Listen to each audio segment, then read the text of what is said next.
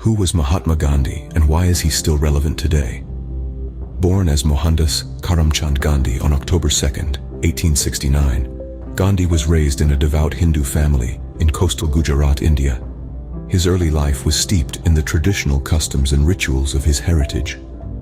As a young man, Gandhi journeyed to London to study law at the prestigious Inner Temple. In June of 1891, at the age of 22, Gandhi was called to the bar. However, his return to India was met with uncertainty. Despite his education and qualifications, Gandhi struggled to establish a successful law practice in his home country. This struggle led him to South Africa in 1893, where he represented an Indian merchant in a lawsuit. Little did he know then, this move would not only shape his career, but also his philosophy. South Africa was the backdrop of Gandhi's first encounter with racial discrimination and the birthplace of his philosophy of nonviolent resistance. In South Africa, Gandhi found his calling. Arriving in 1893, Gandhi spent 21 transformative years in South Africa.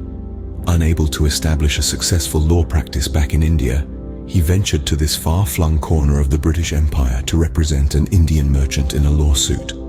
But life in South Africa was more than just a professional endeavor for Gandhi. The racial prejudice he encountered here was a stark revelation, igniting his passion for social justice. It was against this backdrop of discrimination that Gandhi first employed his powerful weapon of non-violent resistance. He championed a campaign for civil rights, advocating for the Indian community's right to vote and protesting against discriminatory laws. Through his relentless efforts, he not only fought against injustice, but also laid the groundwork for his philosophy of satyagraha, or truth force. In 1915, Gandhi returned to India, bringing with him a new approach to fight for freedom. His time in South Africa had steeled his resolve and equipped him with the tools to challenge the might of the British Empire. Back in India, Gandhi quickly rose to prominence.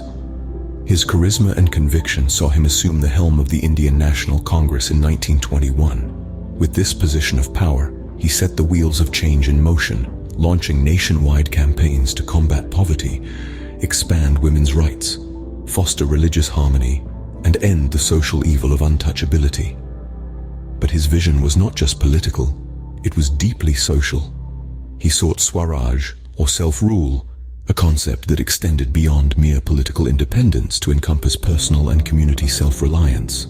To this end, he adopted the simple dhoti, woven with hand-spun yarn, as a mark of identification with India's rural poor. He embraced a self-sufficient lifestyle, subsisting on simple food and often undertaking long fasts, both for introspection and as a form of political protest. Gandhi's leadership of the Indian National Congress was indeed transformative, his influence seeping into the very fabric of Indian society.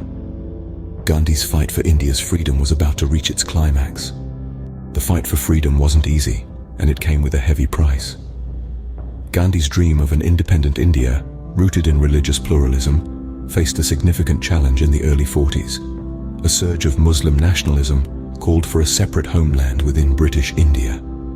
In August 1947, Britain granted independence, but not without partitioning the British Indian Empire into two dominions, a Hindu-majority India and a Muslim-majority Pakistan. This partition sparked massive population displacement and ignited religious violence, particularly in Punjab and Bengal. Instead of partaking in official independence celebrations, Gandhi visited the afflicted areas, striving to alleviate the distress. He also undertook several hunger strikes, aiming to quell the religious violence. His final hunger strike began in Delhi on January 12, 1948, when he was 78 years old. Gandhi's commitment to peace and unity cost him his life, but his ideals lived on. His tireless efforts for peace underscored the path of non-violence, leaving an indelible mark on world history. Gandhi's legacy extends beyond India's borders. His profound impact on civil rights and freedom movements resonates globally. His method of non-violent resistance has touched hearts and minds, inspiring leaders like Martin Luther King Jr. and Nelson Mandela. His belief in the power of peace has become a universal beacon of hope, a testament to the human capacity for change without violence. In India, Gandhi's legacy is deeply enshrined. His birthday, the 2nd of October, is celebrated as Gandhi Jayanti, a national holiday, and globally recognized as the International Day of Nonviolence. His title, the Father of the Nation, is not just an honorific. It's a recognition of his role in shaping post-colonial India, a tribute to his indomitable spirit that guided a nation towards freedom. Gandhi's life teaches us that change is possible through peaceful means. His relevance today is a testament to the enduring power of his philosophy of nonviolence.